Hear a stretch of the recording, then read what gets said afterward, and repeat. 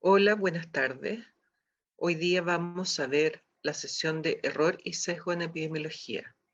Mi nombre es María Elena Alvarado y yo soy epidemióloga de la Escuela de Salud Pública de la Universidad de Chile. Con los estudios epidemiológicos, nosotros tratamos de responder a preguntas concretas. En los estudios descriptivos, tratamos de responder cuál es la frecuencia con que ocurre un evento. Mientras que en los estudios analíticos, en general, tratamos de saber cuál es la asociación entre un factor de riesgo y una enfermedad. Veamos un estudio descriptivo como la Encuesta Nacional de Salud, que es una encuesta de carácter transversal y que representa a toda la población chilena mayor de 15 años. A través de esta encuesta podemos conocer la prevalencia de varias enfermedades en nuestra población, entre ellas la diabetes mellitus. Según los resultados obtenidos para la prevalencia de diabetes mellitus, en Chile esta es de un 12,3%, lo que quiere decir que el 12,3% de la población de 15 años y más podría ser diabética. Pero, ¿este valor es verdadero? La prevalencia que reporta la Encuesta Nacional de Salud es una estimación que se realiza a partir de una muestra que se tomó de la población y por lo tanto puede estar sujeta a error. ¿Qué tipo de error podría tener?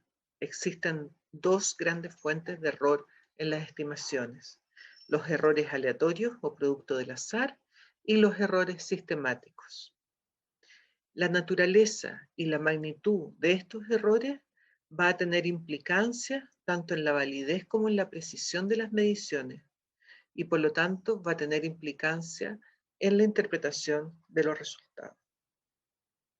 Rothman define el error aleatorio como aquella parte de nuestra experiencia que no podemos predecir.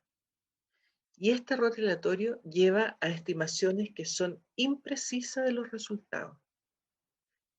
Los errores aleatorios son producto del azar, por lo tanto no los podemos eliminar completamente de nuestros estudios, pero a través de los métodos estadísticos podemos llegar a cuantificarlo. Aquí tenemos un ejemplo con dos dianas. Si se fijan, en la primera diana, todos los tiros están muy cerca del valor central. Hay poca distancia entre ellos. Por lo tanto, estamos diciendo que esos tiros son muy precisos. Mientras que en la diana de la derecha tenemos que los tiros están distantes al valor central. O sea, hay un error en la puntería, hay un error aleatorio que hace que la medición sea imprecisa. En general, los errores aleatorios se deben principalmente a que estamos trabajando con muestras poblacionales y no con el universo completo, ¿cierto? Por eso es muy importante el proceso tanto de selección de la muestra como de estimación del tamaño muestral. Otras fuentes de error aleatorio se producen en la medición de las variables de interés. Estos errores pueden ser producidos por el observador, pueden ser producidos porque existen variaciones biológicas durante el día en las personas o por la característica de los instrumentos que no son tan precisos y pueden dar resultados algo imprecisos, ¿cierto? Como el error aleatorio no lo podemos eliminar, tenemos que cuantificarlo. Pero ¿cómo lo cuantificamos? Tenemos dos formas de estimar el error aleatorio que está en nuestra muestra. Por un lado, estimando el error estándar y por otro lado, estimando los intervalos de confianza. Ambos, como les decía, van a cuantificar el nivel de error, ¿ya? Y por lo tanto, el nivel de precisión o de imprecisión que tienen nuestras estimaciones. El error estándar es una medida de dispersión que está en función de la desviación estándar, ¿cierto? Y del tamaño muestral. El error estándar es desviación estándar partido por raíz de tamaño muestral. Estas fórmulas no me interesa que se las aprendan, solamente que entendamos que tanto el error estándar como la desviación estándar tienen que ver con los tamaños muestrales, ¿ya? La desviación estándar, que es sigma, representa la variación de los valores, o sea, la variación del valor central y de cada una de las mediciones que se saca la raíz de eso partido por el tamaño de muestra completo, ¿ya? Lo que me interesa es que sepamos que cuando estamos calculando los errores estándar, estamos viendo la variación que hay entre la medida real o el verdadero valor y cada una de las medidas que estamos haciendo y el tamaño de muestra, ¿ok? Cuando calculamos el intervalo confianza, que corresponde al rango de valores cuya distribución es normal y en la que se encuentra con una alta probabilidad el verdadero valor de una variable en el universo, ¿ya? Cuanto más estrecho es este intervalo, más grande es la precisión, mayor es la precisión. Y si se fijan en la fórmula del intervalo de confianza, que es el valor de la medida con la probabilidad de selección por la desviación estándar y el tamaño de muestra. O sea, en ambos casos, la desviación estándar y el tamaño de muestra están jugando un papel para determinar tanto el error estándar como el intervalo de confianza, ¿ya? Veamos un ejemplo. Queremos calcular el riesgo relativo para cáncer de mama en mujeres que han dado lactancia entre 6 a 24 meses, en relación a mujeres que no dieron lactancia. Fíjense que el riesgo relativo que estimamos, la medida de asociación que estimamos, va a ser de 2,6.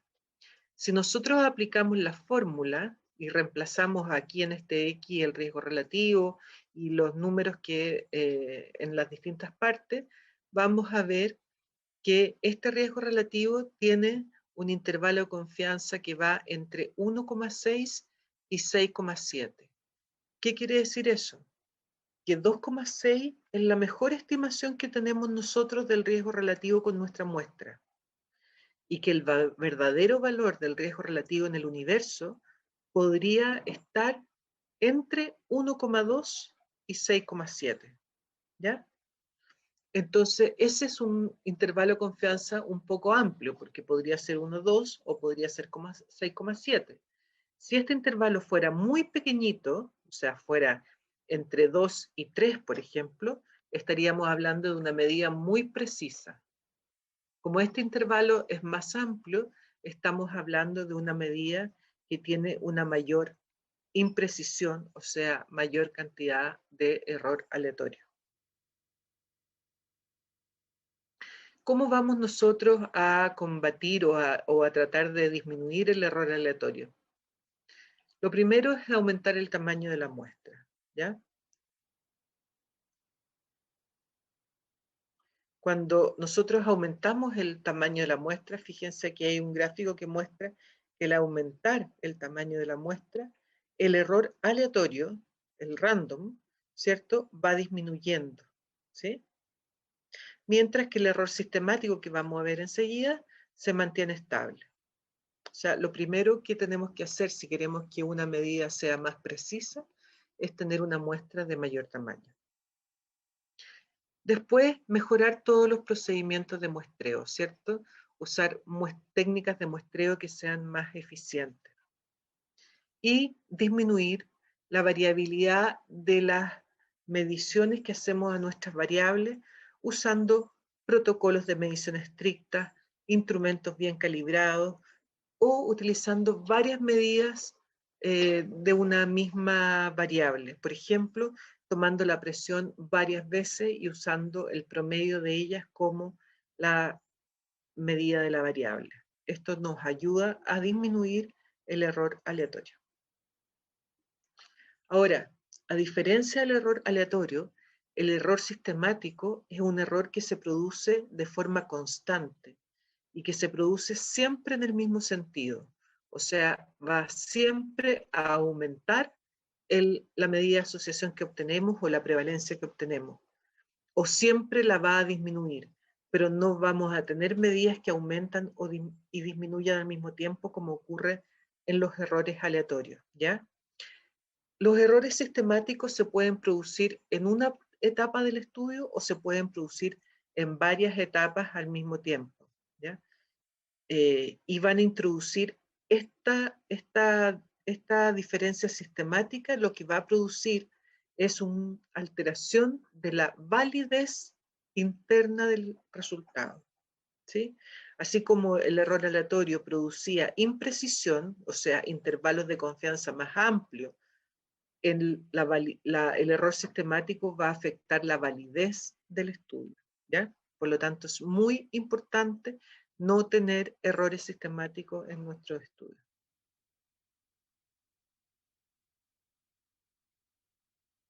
Aquí tenemos un ejemplo. Veíamos aquí las medidas, los puntos bastante cerca unos de otros, por lo tanto eran puntos precisos, ¿cierto? Y aquí son puntos más imprecisos, porque tienen mayor distancia, o sea que hay más error aleatorio, pero fíjense que estas medidas todas están desviadas del centro. Por lo tanto, aquí hay un sesgo que está haciendo que en vez de disparar hacia el centro, se estén desviando los tiros hacia un lado. Ese es un error sistemático, ¿ya? Este error sistemático puede ser también con error aleatorio, con más o con menos error aleatorio en el fondo, si estas medidas están más o menos cerca. Aquí no tenemos error sistemático, solo tenemos falta de precisión, o sea, error aleatorio.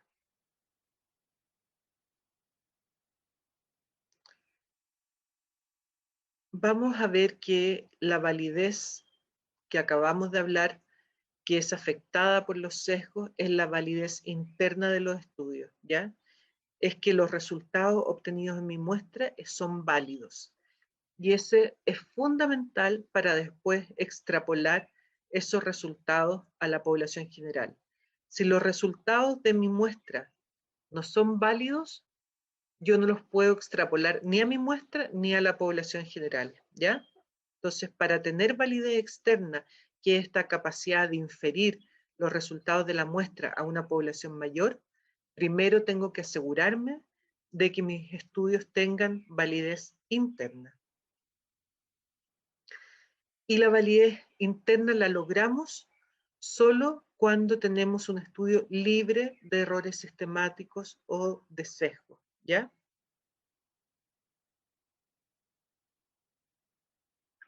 La validez externa la logramos cuando podemos inferir correctamente los resultados de mi muestra a una población mayor.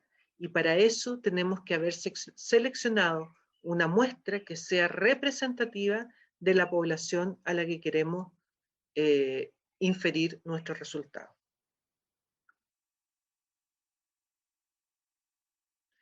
El proceso de inferencia estadística es eso, es que a partir de los resultados obtenidos en la muestra, o sea, el estadístico obtenido en la muestra, vamos a inferir un parámetro a nivel poblacional, ¿ya?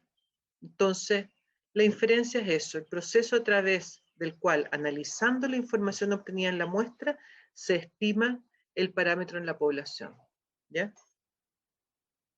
Dependiendo de la etapa ahora en que se originan los sesgos o los errores sistemáticos, se han clasificado en dos grandes grupos, ¿ya? En sesgos de selección y en sesgos de información. Los sesgos de selección son aquellos que se introducen durante la selección o el seguimiento de la población en estudio, mientras que los sesgos de información son aquellos que se introducen durante los procesos de medición de las variables en estudio, ¿ya? Vamos a partir hablando un poquito sobre los sesgos de selección. Como les decíamos, el error sistemático que puede surgir por la manera en que se les seleccionan los individuos para el estudio, o también porque tenemos pérdidas que son selectivas de los individuos durante un estudio de seguimiento y antes del análisis de los datos, ¿ya?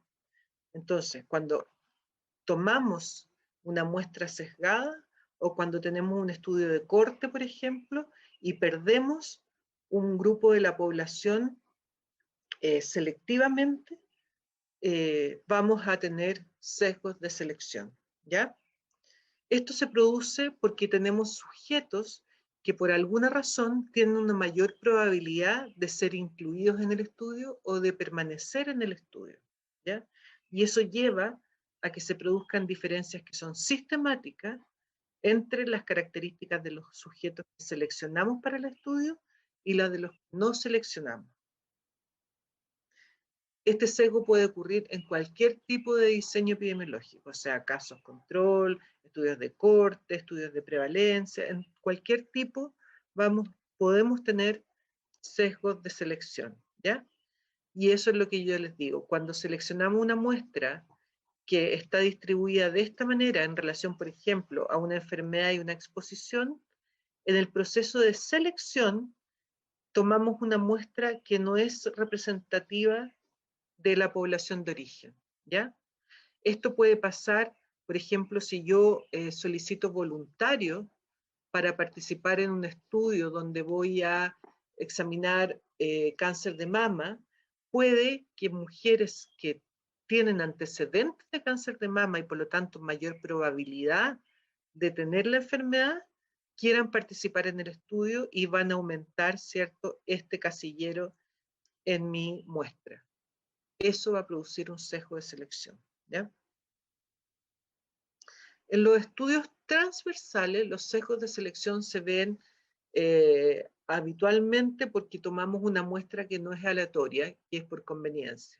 Entonces, por ejemplo, si yo tomo una muestra de la población que está participando en la escuela de verano y quiero inferir alguna de sus variables a la población total, vamos a tener la muestra sesgada, porque quienes participan en la escuela de verano son una población que tiene un nivel de educacional mayor que la población general, que está sano y que por eso está pudiendo participar en un curso, que tiene unos hábitos probablemente que están asociados a un mayor cuidado de la salud que la población general. Entonces, todas las prevalencias que yo obtenga de esta muestra no puedo hacerlas representativas a la población general, ¿ya? En los estudios de casos y controles, los sesgos de selección se producen porque cuando seleccionamos el grupo control, no representa bien al grupo de donde se originan los casos, ¿ya? Por ejemplo, si yo tomo los casos que se producen en una clínica particular, casos de cáncer de mama producidos en la clínica alemana de Santiago, y como grupo control tomo la población que se atiende en el consultorio de Vitacura, aunque están las dos en la misma comuna, voy a introducir un sesgo de selección porque la población no es representativa, la población del consultorio del CEFAM de la comuna de Vitacura no representa a la población de la clínica alemana. O sea, esa población que cuando se enferme o cuando tuviera un cáncer de mama no se va a ir a la clínica alemana, se va a ir probablemente por dirección al Hospital Tisné, ¿cierto? Entonces ahí estamos introduciendo un sesgo de selección en un estudio de casos y controles. En los estudios de corte, los sesgos de selección se producen porque perdemos en forma diferencial a las personas que están en las distintas cortes. O sea, si nosotros tenemos una corte de expuesto y una corte de no expuesto, y perdemos diferencialmente más población en una de las cortes, entonces estamos introduciendo un sesgo de selección, ¿ya? Como es lo que les decía antes, el sesgo de voluntarios, cuando nosotros ofrecemos participar voluntariamente a un estudio, probablemente vamos a introducir un sesgo de selección. En los casos y controles, yo les decía que generalmente se produce porque el grupo de comparación, ¿cierto? El grupo control no es representativo de los casos, ¿ya? Aquí tenemos un ejemplo de un estudio de casos y controles, ¿cierto? En que la distribución verdadera de la enfermedad y la exposición en la población es la que está aquí. Esto por supuesto que es un ejercicio porque esto no lo conocemos en la vida real, ¿sí? Pero esta es la relación entre exposición y no exposición y entre casos y controles, lo que da un riesgo relativo de 6,2. Sin embargo, cuando nosotros tomamos un estudio de casos y controles en que seleccionamos los casos y los controles representan adecuadamente la distribución de la exposición, vamos a tener una medida no sesgada, muy similar al del universo. Pero si los controles que seleccionamos están distribuidos de una manera distinta en relación a su exposición que la que existe en la población de origen de los casos, se va a producir un sesgo en la medida de asociación, ¿ya? Hay un sesgo también, que es un sesgo de selección que se llama sesgo de Bergson, que se reconoció en los estudios de casos y controles cuando los casos y los controles se seleccionaban en un hospital. Y se comprobó que estar enfermo y haber sido expuesto al factor de riesgo en estudio aumentaba la probabilidad de ser ingresado en el hospital, lo que da lugar a tasas de exposición más altas entre los casos y también, ¿cierto?, entre los controles. Aquí tenemos un ejemplo de sesgo de selección en casos y controles, que para ejemplificar este sesgo vamos a ver esta tabla, que es una tabla de doble entrada, que es la tabla típica que usamos en epidemiología, ¿cierto? Donde tenemos la exposición, los que fuman y los que no fuman en la comunidad, y una muestra basada en casos y controles hospitalarios, ¿ya? Fíjense que la distribución de la exposición es diferente a la que está en la población general y por lo tanto se va a generar una, una muestra, o sea, un resultado sesgado. O sea, aquí tenemos uno R de 6 y el verdadero era de 4, ¿sí? Porque la distribución hospitalaria es distinta, tenemos más población expuesta porque la exposición hace que las personas se hospitalicen más.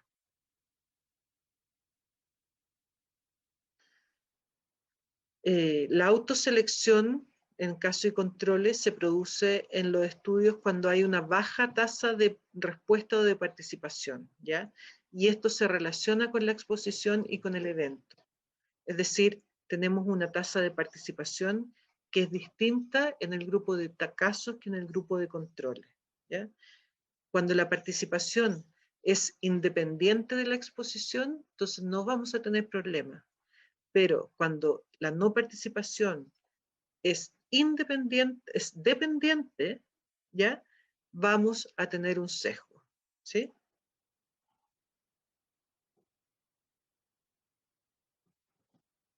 Tenemos otro sesgo que también se da en los estudios de casos y controles, que se llama sesgo de vigilancia, y que se produce porque las personas cuando están vigiladas o están bajo control médico, por ejemplo, son más diagnosticadas de diversas enfermedades que cuando no están bajo control médico. Entonces se hizo un estudio para relacionar el uso de anticonceptivo oral y el tromboembolismo pulmonar, ¿ya? Y lo que se vio es que los pacientes que eran usuarios de anticonceptivos orales tenían mayor control médico por el solo hecho de ser usuarios de anticonceptivos. Y por lo tanto, apenas aparecían síntomas de tromboembolismo pulmonar, eran diagnosticados, aunque fueran muy sutiles. Por último, vamos a ver el sesgo de Neyman, o sesgo de incidencia y prevalencia, que tiene que ver con la selección de casos, también en los estudios de casos y controles, incidentes o prevalentes, ¿ya? Cuando nosotros decidimos hacer un estudio de casos y controles y decimos vamos a estudiar cáncer de mama y vamos a tomar todos los casos de cáncer de mama que se atiendan en mi hospital, por ejemplo, vamos a decir, vamos a tomar todos los casos incidentes, es decir, los casos nuevos, o vamos a tomar los casos prevalentes, que estén en control durante ese año.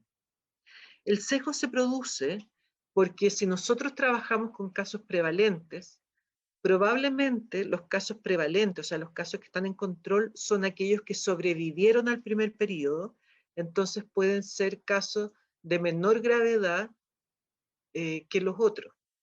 En cambio, si trabajamos con casos incidentes, vamos a tener todo el abanico de gravedad de la enfermedad, ¿ya? Acá tenemos un ejemplo en que los casos prevalentes pueden cambiar su comportamiento también en el tiempo, solo por el hecho de que han sido diagnosticados. Entonces su exposición se modifica, ¿ya? Acá tenemos un estudio en que se vio el accidente cerebrovascular y la hipertensión arterial, y vemos cómo la hipertensión arterial podemos estudiar la hipertensión arterial mortal o podemos estudiar la hipertensión, o sea, los accidentes cerebrovasculares mortales o todos los accidentes cerebrovasculares, ¿ya? Si estudiamos los casos prevalentes, solo vamos a poder trabajar con los no mortales, ¿sí? Porque vamos a ver los que sobreviven. Y cuando vemos las relaciones entre hipertensión arterial y accidente cerebrovascular no mortal, la asociación es de 0,8. O sea, uno pudiera decir que la hipertensión arterial incluso es protectora del accidente cerebrovascular. Sin embargo, cuando trabajamos con los casos mortales, que ya no están en nuestros registros, sino que son todos los que fallecieron, vemos que la relación entre hipertensión arterial y accidente cerebrovascular mortal es muy alta, ¿ya? Entonces es muy importante saber si vamos a trabajar con el grupo de prevalentes, si vamos a trabajar con todos o con el grupo de incidentes. En los estudios de corte teníamos la pérdida de seguimiento como la principal causa de sesgo. Cuando esta pérdida es diferencial entre los grupos que se siguen, ¿ya? Porque la probabilidad de perderse está relacionada a la exposición que estamos estudiando, vamos a tener un sesgo. Por ejemplo, estamos en un ensayo clínico donde comparamos un nuevo tratamiento con el tratamiento habitual, ¿ya?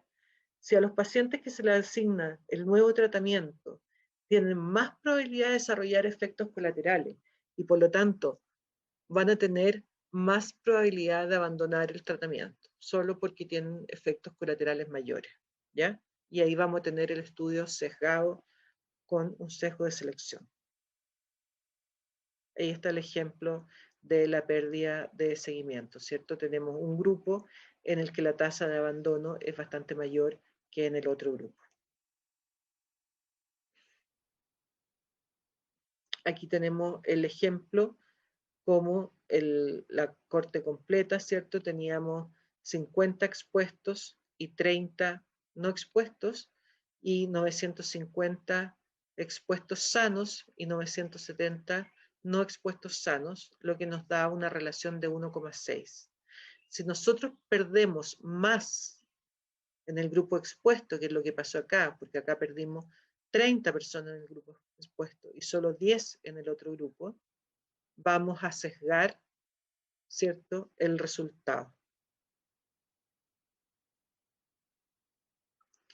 Hay otro sesgo que se le dice sesgo de trabajador sano y se produce porque estamos comparando población trabajadora con población general, ¿ya?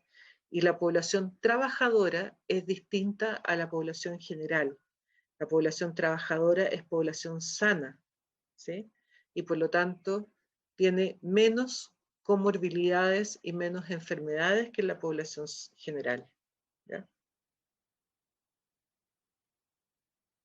Bueno, el segundo sesgo era el sesgo de información. Se produce cuando estamos midiendo las variables, ¿cierto?, de exposición o de enfermedad según el diseño, y estamos determinando incorrectamente estas variables, tanto la exposición o el evento de interés. Y eso lleva a clasificar a nuestros sujetos o como expuestos sin serlo, o como enfermos sin serlo, ¿ya? Entonces, cualquier factor que influye de manera diferencial sobre la calidad de la medición que se realiza tanto en el grupo expuesto y no expuesto, en los estudios de corte, por ejemplo, o en el grupo de caso y en el grupo controles, en los estudios de caso y controles, va a producir un sesgo de información. Esto va a llevar a la mala clasificación, ¿cierto?, en relación a la exposición o al desenlace. La mayoría de los problemas de mala clasificación se producen respecto a la mala clasificación de la exposición, ya que generalmente las exposiciones son mucho más difíciles de evaluar y de categorizar. Acuérdense que en los estudios de caso y controles estamos midiendo exposiciones pasadas o anteriores en el tiempo y muchas veces a través de encuestas, por lo tanto es más difícil medir esa exposición, ¿ya? Los errores en la clasificación, bueno, pueden dar lugares a errores diferenciales o no diferenciales, como les decía antes, ¿ya? La mala clasificación no diferencial de la enfermedad, vamos a tener que los errores van a ser similares en los dos grupos que se comparan, ¿ya? Y siempre que haya una mala clasificación no diferencial, vamos a tener un sesgo que va a tender a la nulidad, va a tender a disminuir el valor de asociación encontrado. Y por lo tanto, es mejor tener un sesgo no diferencial que un sesgo diferencial, ¿cierto? Porque el sesgo diferencial puede llevar a la sobreestimación o a la subestimación de la asociación que estamos encontrando. Aquí tenemos un ejemplo donde tenemos a la población que está correctamente clasificada, ¿cierto? Tenemos 100 casos expuestos, 50 casos no expuestos, 50 controles expuestos y 50 no expuestos. Calculamos la medida de asociación, que es el odds ratio, y nos da un valor de 2. ¿Qué pasa cuando tenemos una mala clasificación no diferencial en los expuestos? ¿Ya? Donde tenemos un 10% de las personas no expuestas que son consideradas y clasificadas como expuestas. Fíjense que al calcular la medida de asociación vamos a cambiar, ¿ya? Va a pasar de 2 a 1. Ahora, si lo que está pasando es que tenemos una mala clasificación no diferencial del 10% de expuestos son considerados como no expuestos, o sea, de aquí el 10% pasa a ser considerado no expuesto tanto en los casos como en los controles, porque es no diferencial, vamos a tener una medida de asociación también sesgada y también sesgada a la nulidad, ¿ya? La mala clasificación diferencial va a afectar la validez del resultado en cualquier sentido, ¿ya?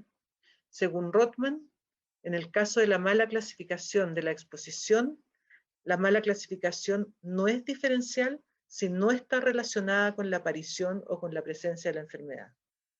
Si la mala clasificación de la exposición es diferente para aquellos con y sin la enfermedad, ahí es diferencial, ¿ya? De manera similar pasa con la mala clasificación de la enfermedad.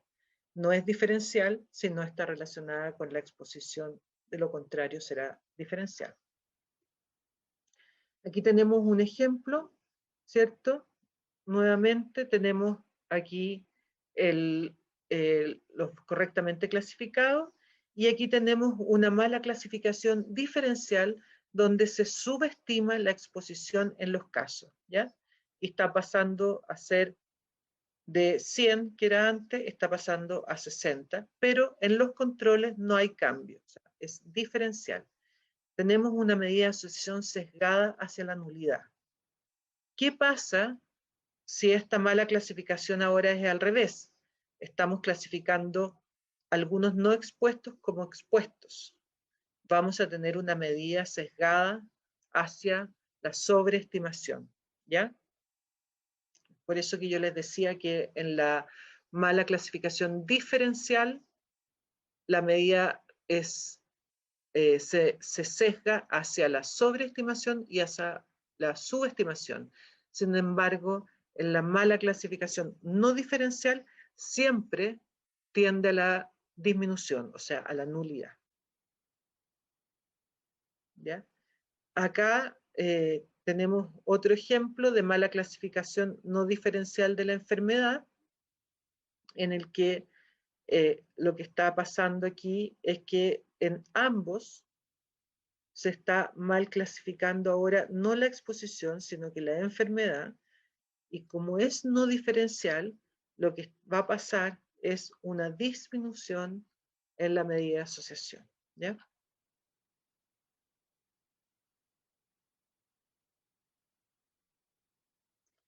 Y lo mismo acá cuando la sensibilidad va a un 70%. ¿Ya? Otro sesgo, o sea, otra causa de mala clasificación son los sesgos de memoria. Cuando las personas tienen que responder a la exposición a través de cuestionarios en los cuales entra a jugar la memoria, esto puede producir un sesgo y puede ser diferencial cuando este sesgo es distinto tanto en el grupo de casos como en el grupo de los controles. O sea, si la memoria es diferencial, vamos a tener una mala clasificación diferencial. Y esto puede aparecer, por ejemplo, en un estudio de casos y controles en el que se quiere estudiar el efecto de la exposición gestacional a pesticidas y la aparición de malformaciones congénitas. Nosotros lo que vemos acá es que tenemos un grupo de casos que van a ser los recién nacidos con alguna malformación congénita, ¿cierto? Y el grupo de controles que pueden ser, por ejemplo, el primer recién nacido que nazca después del caso en la misma maternidad, podemos tomarlo como grupo control, ¿ya? Cuando vayamos a medir la exposición de las madres a distintos pesticidas o plaguicidas, vamos a encontrarnos con un grupo de mujeres, que van a ser los casos, la mamá de los casos, que van a haber hecho memoria de todas las cosas a las que estuvieron expuestas en el tiempo, ¿ya? Entonces su memoria va a estar muy trabajada, a diferencia del grupo de mamás de controles que no han hecho ningún recuerdo sobre lo que tomaron o sobre lo que se expusieron. Y ahí vamos a tener claramente un sesgo de memoria diferencial. También se puede producir un sesgo diferencial cuando el observador tiene que clasificar o tiene que encuestar a las personas para clasificar su exposición. Pasa mucho, por ejemplo, que si el observador sabe quién del estudio es caso y quién es control, este pudiera sesgar los resultados. Por ejemplo, cuando le preguntan por hábito tabáquico y están entrevistando a alguien con cáncer. Si el encuestador sabe que el hábito tabáquico puede ser un factor de riesgo, va a ser más insistente en la pregunta en las personas con cáncer que en las personas controles. Y por eso que es tan importante la capacitación de los encuestadores para que no caigan en esa conducta. ¿Ya? ¿Cómo controlamos estos sesgos? Principalmente utilizando cuestionarios que estén estandarizados, ¿cierto? Que sean preguntas cerradas, que sean preguntas fáciles de entender y que no requieran mayor interacción con el encuestador, que se enmascare la condición de caso o de control, o sea, que el encuestador no sepa que está entrevistando un caso o un control, una gran capacitación de los entrevistadores para que se adhieran estrictamente, ¿cierto?, al formato de las preguntas y de la respuesta, y verificar los datos examinando los registros preexistentes o evaluando biomarcadores. Esta parte es un poco más difícil, ¿ya? Por otro lado, verificar la información y tratar de usar marcadores objetivos de la exposición, que sería el ideal. Por ejemplo, si quiero saber exposición a plomo, tratar de medir con un biomarcador cuál ha sido la exposición que han tenido. Eso es mucho más difícil de hacer. Finalmente, para terminar la sesión, vamos a hablar de la confusión. Algunos autores consideran la confusión como un tercer tipo de sesgo, ¿ya? o otros la consideran distinta. Aquí vamos a decir que la confusión es el resultado de decir que existe una asociación entre dos variables cuando realmente no existe. Y eso ocurre por la existencia de una tercera variable que no tomamos en cuenta, ¿ya? Esta tercera variable es una variable que vamos a llamar variable confusora, ¿cierto? Y que va a estar relacionada con el resultado y también va a estar relacionada con la exposición, ¿ya? Y no va a ser parte de la cadena causal, o sea, no es una variable intermedia. Cuando existen estas variables confusoras y nosotros no la estamos considerando en el estudio, se puede producir una asociación entre esta exposición y este resultado que no es real, ¿ya? Por ejemplo, tenemos que el consumo moderado de alcohol produce enfermedad coronaria. ¿Será que el consumo moderado de alcohol produce enfermedad coronaria? Y empezaron a ver que había una tercera variable que era el tabaquismo. Y el tabaquismo estaba relacionada tanto con el consumo de alcohol como con la enfermedad coronaria. Entonces podría ser una variable confusora.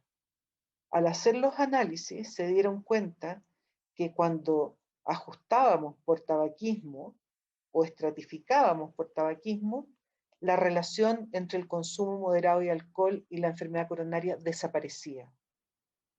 Por lo tanto, esta relación estaba confundida por una tercera variable que estaba produciendo esta asociación, ¿ya? Aquí tenemos, por ejemplo, las personas que consumían alcohol y los que no consumían alcohol, ¿cierto? Y los casos de accidente de enfermedad coronaria. Y teníamos una razón de tasas de incidencia de 2,2, ¿ya? Cuando nosotros separamos a las personas solo en los fumadores, estratificamos por tabaco y vemos solo en los fumadores cómo se produce la relación entre la enfermedad coronaria y el consumo de alcohol, vemos que la relación es de 0,8. Y si miramos en los no fumadores, también es de 0,8. O sea, estamos comprobando, ¿cierto?, que al estratificar por la variable confusora, el resultado es distinto al que obteníamos cuando no estratificábamos por la variable confusora, ¿ya? Aquí tenemos otro ejemplo en el que se había visto que el uso de vitamina E estaba asociado al síndrome de Down, ¿ya? Después, mirando más antecedentes, vieron que la edad de la madre también se asociaba al uso de vitamina E, y las mujeres de mayor edad tomaban más vitamina E que las mujeres jóvenes, y la edad de la madre también se encontraba asociada al síndrome Down. Entonces, al hacer los análisis, se dieron cuenta que en realidad lo que estaba realmente asociado al síndrome Down era la edad de la madre y no el uso de vitamina E. O sea, la edad era una variable que estaba confundiendo la relación entre uso de vitamina y síndrome de Down, ¿ya? No controlar la confusión puede generar muchos problemas. Uno es encontrar diferencias o asociaciones cuando estas no existen. Otro puede ser que no ver diferencias que realmente existen, ¿ya? De frentón no verlas.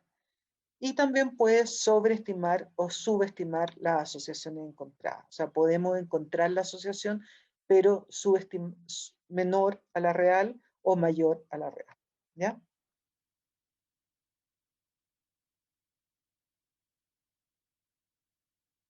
¿Cómo controlamos la confusión? La confusión la controlamos en la aleatorización, o sea, cuando nosotros decimos vamos a generar, por ejemplo, en los estudios experimentales, vamos a generar el grupo aleatorio, el grupo de caso y el grupo de control, o el grupo que va a recibir el medicamento y el que no lo va a recibir, se seleccionan en forma aleatoria, Eso es para que las variables confusoras queden distribuidas de la misma manera en los dos grupos y por lo tanto no interfieran en las medidas de asociación, ¿ya? El problema de esto es que para tener una verdadera aleatorización tenemos que tener grupos de un tamaño muestra importante para que realmente la aleatorización se produzca, el azar entre a jugar y la aleatorización se produzca. Otra forma de controlar la confusión es restringir a una categoría, por ejemplo, lo que veíamos con el tabaco. Podemos restringir y hacer el estudio solo en aquellas personas que consumen tabaco, ¿ya? Pero eso va a limitar poder generalizar los resultados a la población completa, ¿no? Otra técnica que se usa en el diseño también es el emparejamiento. O sea, por ejemplo, si yo sé que la edad de la madre es un factor confusor, entonces cuando yo tenga un caso, lo tomo de 50 años y el control también lo tomo de 50 años. Entonces, emparejo por la variable confusora y genero pares. ¿Qué problema tiene? Que tengo que hacer análisis estadístico distintos que son especiales para casos y controles pareados, ¿cierto? Y que ya la variable que yo parié no puedo evaluar, por ejemplo, su relación en términos de una escala de dosis-respuesta, por ejemplo, no podría verlo, ¿ya? Lo que generalmente se hace ahora, producto del avance de las técnicas estadísticas, es hacer o la estratificación, que fue lo que hicimos con el caso del tabaco, y que es fácil hacerla cuando tenemos una variable confusora, eh, pero cuando tenemos varias variables confusoras, lo que tenemos que hacer es hacer un análisis multivariable, ¿cierto? Y incorporar en el modelo todas las variables confusoras que son necesarias para tener una estimación no sesgada. Por lo tanto, lo más importante, lo que más se usa es esta última, ¿cierto? Pero para poder usar esta última, ustedes tienen que haber medido las variables confusoras en el diseño.